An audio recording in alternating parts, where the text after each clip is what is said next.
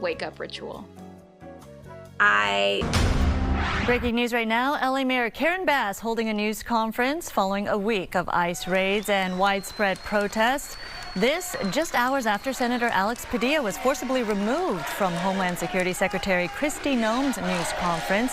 There you see Mayor Karen Bass right at the microphone right now with a huge crowd behind her. Let's listen in. Thank you, everyone, for being here. We put a call out about an hour ago. And with this call, and I'm so glad that you are here as children, you came on a moment's notice because every single person standing here understands the gravity of this situation. That's right. And what we want to show to the world, you want to know Los Angeles? This is Los Angeles.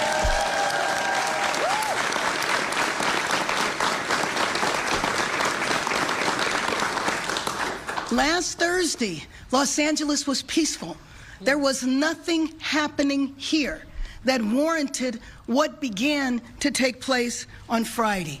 So today, I wanted to present a visual, one that Angelenos know, but I just want to make sure that the state, the country, and the world knows that this is Los Angeles. We are a city of labor. We are a city of businesses. We are a city of faith. We are a city of believers, and we are a city of dreamers.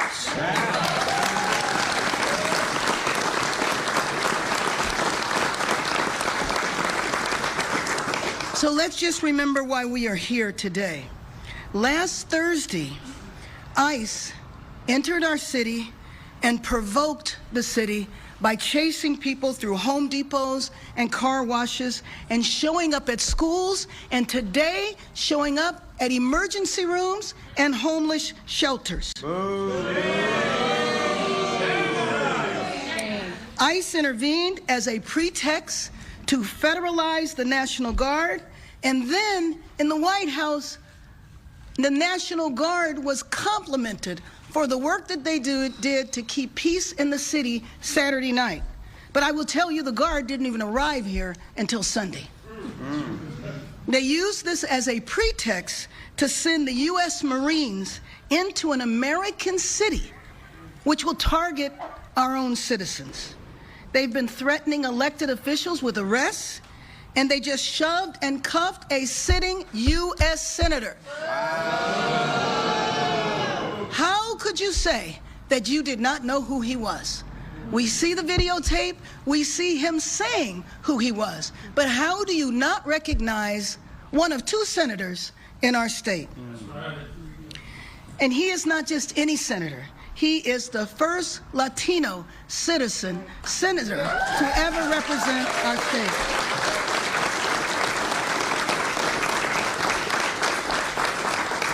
The images we have seen of our city over the past week, the raids, the vandalism, the looting, none of that is LA.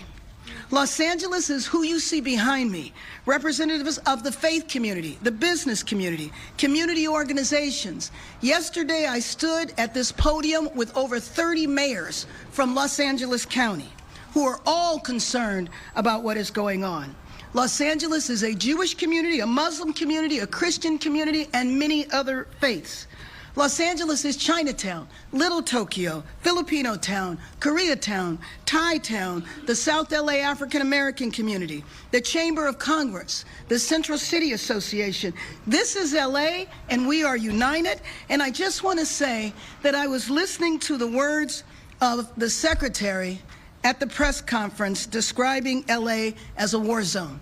It is my understanding that she arrived here late last night, was here for a few hours today, and came to that conclusion. There's no one up here that sees Los Angeles like that, and I know as the press, you know this is not all of Los Angeles. This is isolated to a few blocks in a city that is over 500 square miles.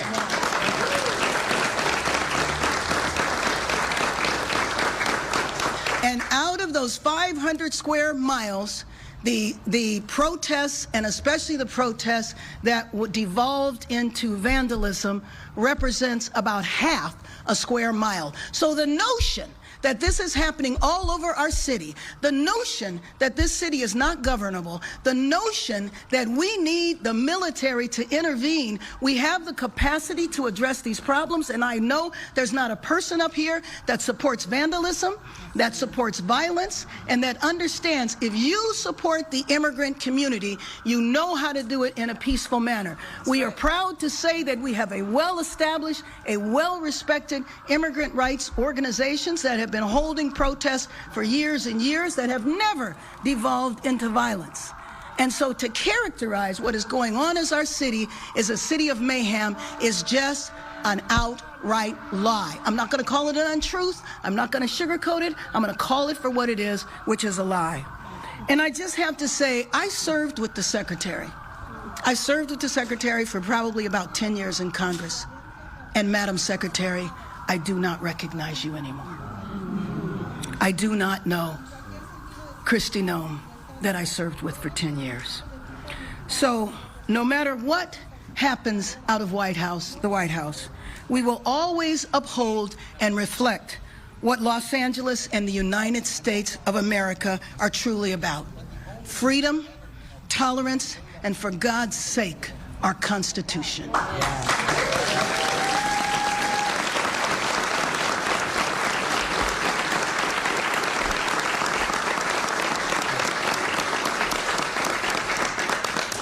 With that, I would like to introduce Angelica Salas, the Executive Director of CHIRLA, one of the most respected and established immigrant rights organization that has been in our city for over 4 decades and is known throughout the nation. And I want to ask you, Angelica, to talk about what the letter that you received this morning.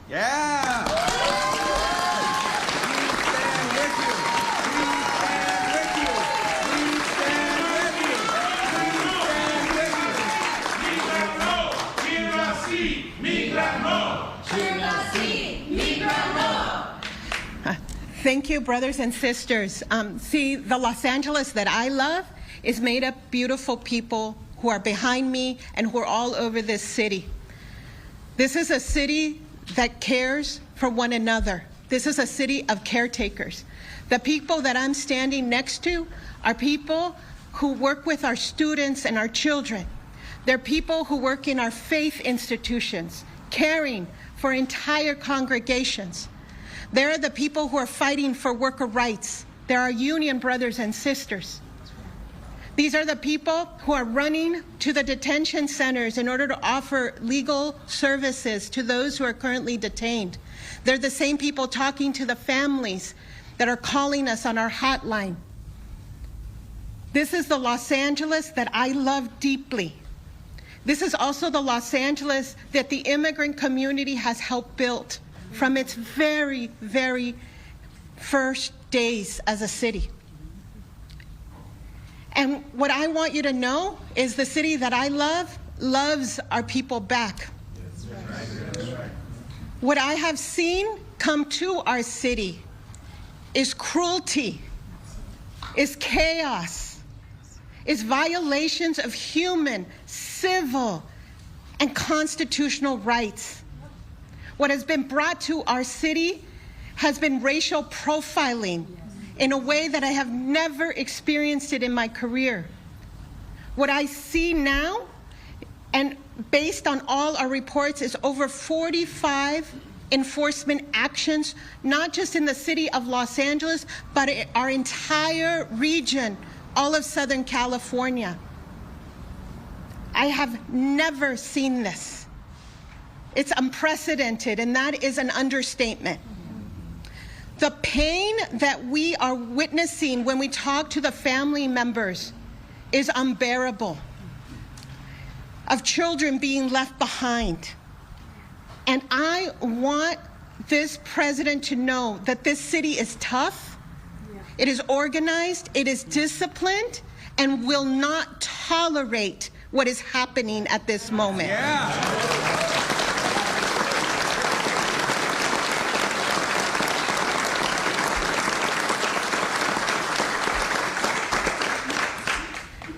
What was very clear to me this year was, at the beginning of the year, is that they were not just going after the immigrant community, but they were going to go after all the immigrant rights organizations that supported them.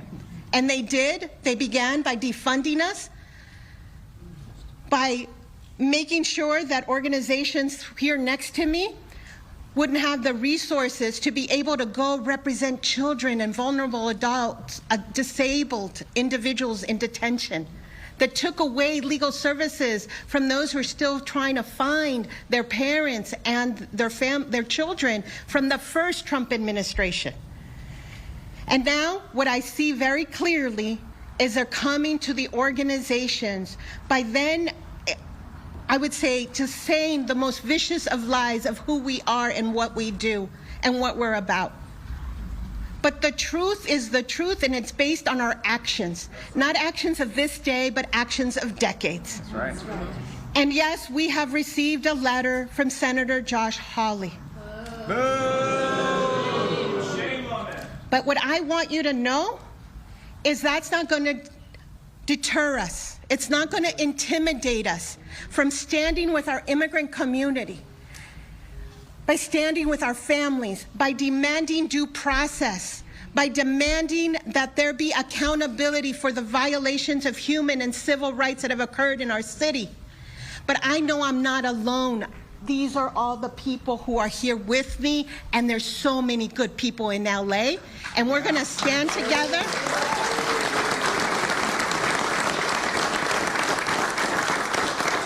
We're going to show this country that we do believe in liberty and justice for all, and that our Constitution and our Bill of Rights are our guiding principles, and that is what has brought so many immigrants to this country, because they believe deeply in these values, and we're going to fight to make sure that those values are upheld. Thank you very much.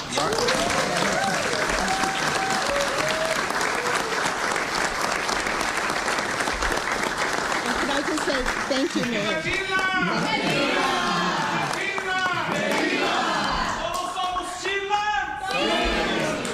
Let me just say that one thing I think that is not thought about, we certainly understand it in our city.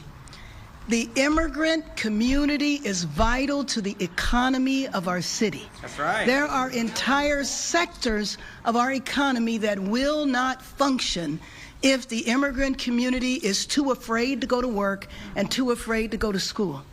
You could talk about the construction industry, and I think there's a lot of building that needs to take place here. You can talk about hospitality, and I think that we are concerned about our tourism industry. And I could go on and on about the economic impact. That is why we have the Chamber of Commerce and the Central City Association led by Nell McCosker, and Maria Salinas, the Los Angeles Chamber of Commerce. Thank you.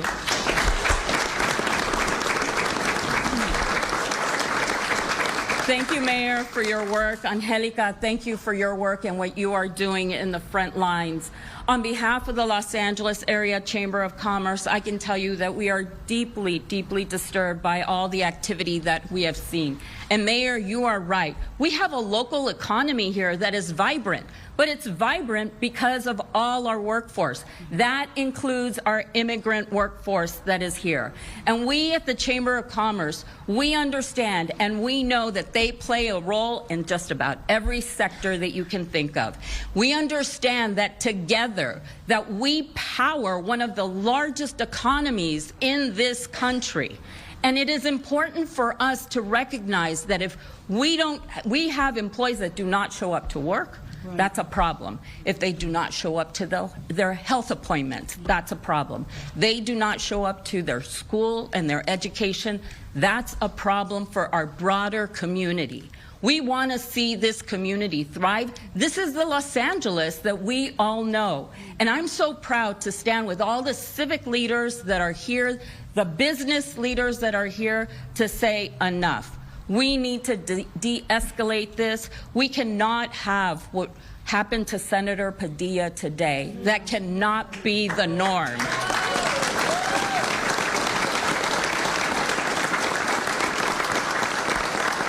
And Los Angeles will rise above this because we've done it before. And we're going to do it again. And we're going to do it with everyone in our community, including our immigrant population. I was with our chamber board this morning, affirming the work that we are doing to ensure that this community feels safe, feels supported, and that we are all working together just like we're here with the mayor and with this entire group here today. Thank you, Mayor, for having us and for lifting up how important it is to sustain an economy that works for all. Thank you.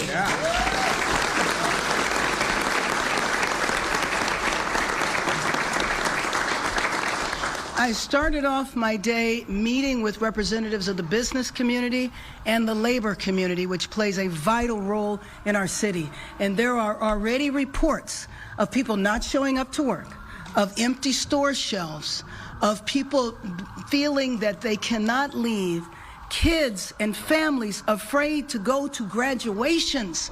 The attendance at graduations being down by 25 and 50% because parents are afraid that on one of the most important days of their lives that they cannot attend the graduation because they might be detained by ICE. This is not the America, this is not the city that we live in, and we will not accept this. We are also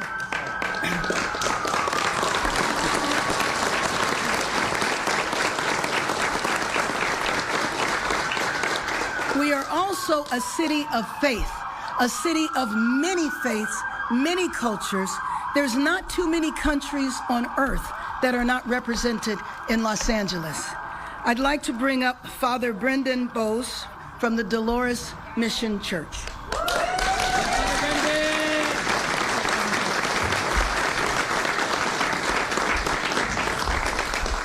Thank you, Mayor Bass. My name is Father Brendan Bussey. It's okay, Polish immigrants do strange things to their last names. As you said, I'm the pastor of Dolores Mission Church, and it was great to have you stand with the interfaith community. I hope you felt the interfaith community standing with you on Tuesday when we came into Grand Park to pray in peace, to pray for peace, to bring a presence of peace. And I know, as you mentioned, the children that are here and our families are feeling that this is a moment that is quite scary for many of us. But I stand here today to remind us that this is also not just a scary moment, but a sacred moment. This is a sacred moment where we as the city of Los Angeles stand up and recognize that there's two ways we can live, as if everything is sacred or as if nothing is. And we stand here today because we know that everything and everyone and every place is sacred. There are some in our government, as you know, as we have seen, that act as if nothing is sacred. Not our churches, not our schools, not our hospitals, not our shelters, not our homes, not our streets, not our parks, not every place. No place is sacred, and nobody is treated as if they were in this city by this government. And so I'm here to remind you that this is a moment where we have a choice to make. If everything is sacred, then we need to respect the dignity of all people, respect the rights of all people. We need to do everything we can to advocate and stand for that, and everybody in this room, I think, stands with us as we say that. I go to my school every day, and I hear things now that I don't ever want to hear. Children looking at me saying, "Father Brendan, I saw you on the news."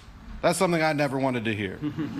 But I asked one of those children, I said, "How did that make you feel?" And he said, thought for a minute, and he said, "Strong. I felt strong when I saw you up there." And that's what I want everybody to hear, in the faith community, the civic community, the business community, the whole of Los Angeles. Then we stand together. Our children do not feel scared. They do not feel threatened. They do not feel worried about who's going to be home when they get back from school. They feel strong when they see us standing together. They feel brave when they see us acting in their name. They feel proud when they see people standing up for what is right. And that's what we do here today, and always, as we said in the park on Tuesday, we will continue to be brave with our love, because that's what Los Angeles is. Someone at that action was there crying in tears, asking, "Where is my family?" And as I heard them say that, I said, I don't know where they are, but I know exactly who they are. They are our brothers and sisters, and we need to start acting as if that were true. We will be brave with our love. We will be brave with our love. We will be brave with our love.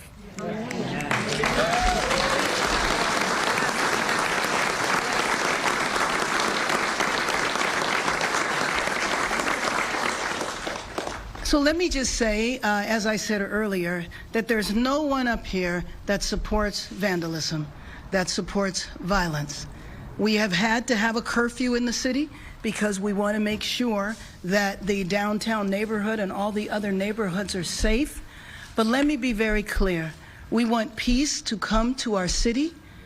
The peace that we need to have happen needs to begin in Washington, and we need to stop the rage.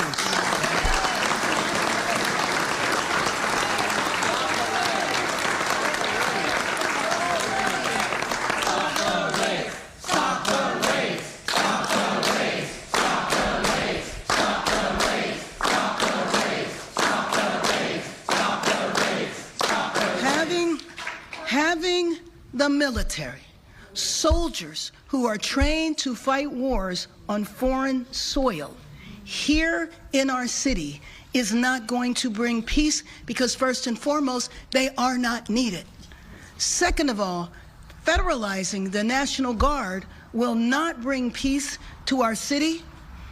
That is not, all that is going to do is provoke people and create and add to the sense of fear in this city. We know how to bring about peace, and peace begins with ICE leaving Los Angeles. Thank you.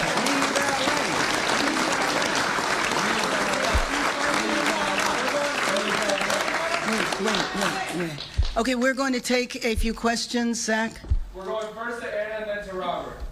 Mayor Bass, have you been able to get on the phone with President Trump? No, I have made a formal request. I have talked to members that are close to the administration. We will see if my formal request is granted. Is he denying your request? There has just not been a response just yet. We're going to Robert and then Josh. Hi, Mayor. Hi. Let's talk about the curfew. Is it going to continue? How long is it going to continue? Does the zone need to be expanded after we saw last night in Korea? Well, I don't think the zone needs to be expanded. Unfortunately, we will continue the curfew. And my hope is after continuing it a few more days, that people will get the message that we are serious. The arrest that took place last night was not for looting, was not for violence. It was for unlawful assembly and curfew violation. What I noticed when I was traveling the streets late last night is that the people that were out on the streets were young people waving flags, and they were not violent. That was not the group that has committed the vandalism. We're going to Josh and then Lorraine. Mayor Bass, in her remarks earlier, Christine Young said that you would not respond to calls from the White House. They tried to get... Like I said, I do not recognize the secretary anymore. I don't know who she is. Yep. That is a complete lie. And what would you like? I have spoken to Senator Padilla, and I just, want to express my concern about his health, about his safety. And, all I can say is that, in some instances, there's no words. This is a sitting U.S. Senator, not somebody, and frankly, if you're going to come into town and say you have diagnosed what is happening in our city, and you don't even know who the U.S. Senator is?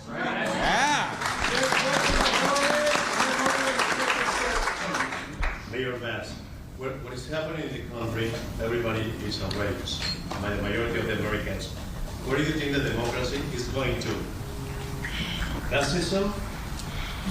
An authoritarian president? What do you think? Let me just say that I think that unfortunately our city is being used as a test case. I feel like we are a citywide laboratory to see what happens if Washington comes in and literally usurps the authority of the governor, usurps the authority of the mayor. And so I think as part of this test case, it's a warning for other cities, but clearly other cities are very concerned, which is why you have seen protests spread. But I also know that there's a new mayor in Omaha, Nebraska. I don't know how many hours he's been mayor, and he's already experiencing raids. So I think this sense of fear and terror goes whenever you have ICE that's out there. ICE could be raiding folks right now. I was in a meeting with Angelica and some of the other immigrant rights leaders the other morning, and everybody's cell phones started going off. Why? Because they were being notified of raids that were taking place in front of schools. You might have heard me mention that my grandson's elementary school, there were ICE agents right out in front of that. We believe that it's because they thought it was a graduation that was taking place. And the violent criminals that they detained were 2 street vendors selling food. We're going across the trigger. You can say your name and your outlet. AC Thompson, ProPublica and PBS Frontline. At 5:52 a.m. this morning, the National Guard was used to effect what seemed to be a level criminal arrest. Yeah. Are you aware of that? No. No, but thank you for raising that, because I think what that could indicate is an expansion of their mission. Their mission here is supposed to be solely protecting the federal buildings. 100 National Guard or federalized National Guard are in the downtown federal building, and 100 are in the Westwood federal building. Westwood always has protests. None of them have been about this issue. I don't even know why they're there, and frankly, I don't know why the federalized National Guard is needed.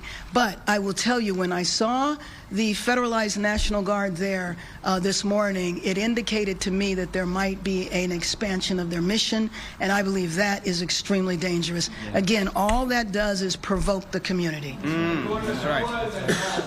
Mayor Bass, Doug Goldberg with the LA Times. Do you see this past week, as a turning point in the Trump administration? How does it compare to the last time he was president for you? Well, for me, the last time he was president, I was in Washington, D.C., and a lot of these ideas were lifted then. They talked about them, but they didn't implement them. So in part, and I think that's true for most of us, we heard this rhetoric before. Now we're watching it play out, and it's extremely terrifying. Molly and then across. Mayor, 2 things. First, you mentioned... Oh, I'm sorry. I'm Molly with the Washington Post. 2 questions. One, do we know whether Marines have actually entered the city of Los Angeles or been actually deployed out in Los Angeles? And then second, we've got this court ruling we're expecting to come down in San Francisco today. What is the significance of that for Los Angeles? Well, hopefully the significance of that is the federalized National Guard will leave. Again, we have a very good relationship with our governor. If the National Guard was needed, I could have picked up the phone, called the police chief, called the sheriff, and said, please make the request, and it would not have been denied. Once again, there was no reason for that. You asked, what was the other question? About whether the Marines have actually... Oh, so my understanding, and you might know different, they're in Seal Beach. And by the way, the Marines, who cannot arrest people, who do not do civil, in the streets, crowd control, are now being trained for that. And I think we've probably all seen the pictures of the Marines being trained. And by the way, we really need to understand, it's so important to understand our history. It's not normal for the military to be deployed on the streets of cities in the United States. The military is for foreign wars, not civil unrest that's not even happening. We're going across and then down.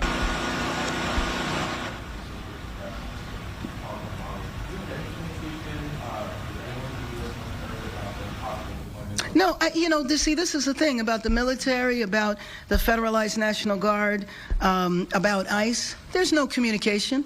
None of us here know how long the raids are going to go on. We all function off of rumors, and I think the latest rumor is that it's going to go on for 30 days. The rumor is the military might be here for 60 days. The bottom line is they're not needed for 30, for 20, or for 60 days.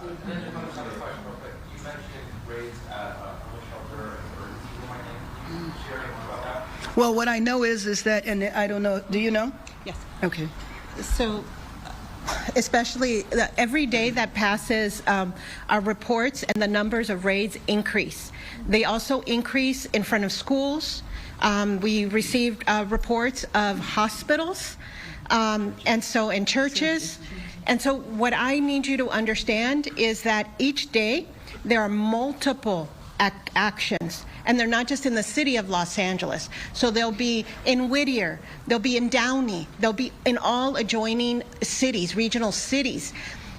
Yesterday, our RAIDS Rapid Response Network did not stop receiving calls until after 7 p.m. And so there's two kinds of reports. It's the community is also very scared. So even if they are not at an enforcement site, what's happening is they're witnessing everything. So a lot of our volunteers. Mayor, can I say something in Spanish? Because I think it's really important for... nomás un mensaje a nuestra comunidad inmigrante, a toda nuestra comunidad aquí en Los Ángeles.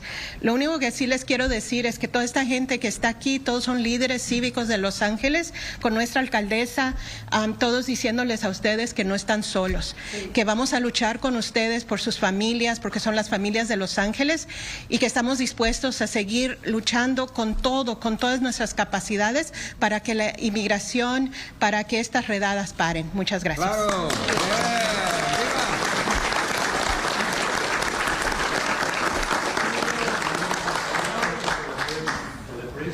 Oh, sure.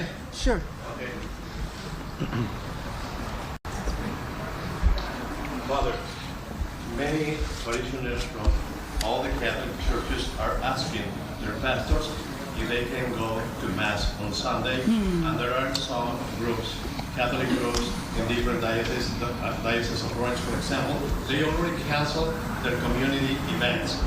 What is the message for the Catholics to take action or to stay in silence? Yeah, thank you. It's a good question because there is a lot of fear. A lot of people aren't showing up for work. They're not showing up for school. They're not showing up at church. And what I would say is I don't know of any specific decision, at least in the Diocese of Los Angeles, to advise around that. But one thing, I've responded to many of these raid incidences in East LA, and one thing that sometimes I get the response is, well, did it happen at the parish? And what they mean is the church building. And I just like to remind everybody that a parish community is actually the whole neighborhood. And so I would call on religious leaders and parish communities to surround their churches and to surround their communities with the same kind of support. So when we, in any place, you can ask for extra presence that might help people feel safe, or you might make a decision to cancel the events that you have if it seems like people aren't safe or there's an active threat to them. So that's what I would say. I think it's a call on all of us to make sure that those places are safe, whether we are members of that congregation or not, that the congregation is really mixed in like all of our brothers and sisters within the whole community. And my question is because they already went Right. to churches In Downey. Right. They That's right. arrested an old man Right. who was seated on the parking lot. That's right. If they already touch one single church, Right. even if it's not Catholic, nobody's safe. That's right, yeah. I mean, what our community has said again and again is that they just feel hunted. And they feel kidnapped. They feel sequestered, right? And they're hunting people, and that might end up in a church parking lot. They might end up in another parking lot. But we also know that organizations are receiving specific letters that seem to threaten them. At our church, we haven't received one of those letters yet, but you know, you never know what's going to happen. I think that that's what we need to be prepared for. Yeah. We're going to go down in front and then end with Dave's interview. Let me just say before we do that, you know, a couple of the other impacts. Thank you for mentioning the church, because that was a grandfather that was dropping off his granddaughter. But some of the other impacts, when people are detained, and Angelica, you will correct me if I'm wrong, you've been doing this for years and years. In the past, people have had access to legal counsel. People have had access to families. So when the priest says that people feel kidnapped, you do feel kidnapped if you don't know where your relative is. If you showed up to work because a raid was happening and you watched your mother, your father, your sister, or your brother being carted off and you don't know where they went, that creates a sense of panic. So one of the consequences of this is people being afraid to leave their homes, and then they don't want to go to the grocery store to get food. So we were talking this morning about, in solidarity, finding out who those people are and delivering food to them.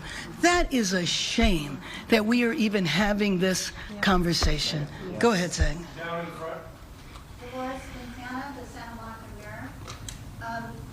There's been a lot of talk about protests and violence and all that, but there is an issue with the LAPD who has been firing on peaceful protesters in Point Range, and they've also been deliberately firing bullets at rubber bullets or other types of so-called less lethal munitions at reporters. The Australian reporters who killed like on camera. I know people who have concussions and wounds to their heads. And a New York Post reporter was shot in the head. To Mayor Karen Bass holding a press conference at City Hall in downtown LA with a crowd of supporters behind her, taking questions right now from reporters. She did mention about the need for the immigrant community. She's denouncing these ICE raids, wanting these ICE agents and these ICE raids to stop. She's also denouncing the fact that there's been a federalization of the National Guard. She's hoping they will leave as well. The mayor saying the curfew that is in place from 8 p.m. to 6 a.m. in the overnight hours will last for the next few days, but clearly showing support for the immigrant community and hoping that these raids will stop soon. So this is in response to another press conference we heard earlier from Homeland Security officials. Of course, we'll have much more on our evening news on Fox 11.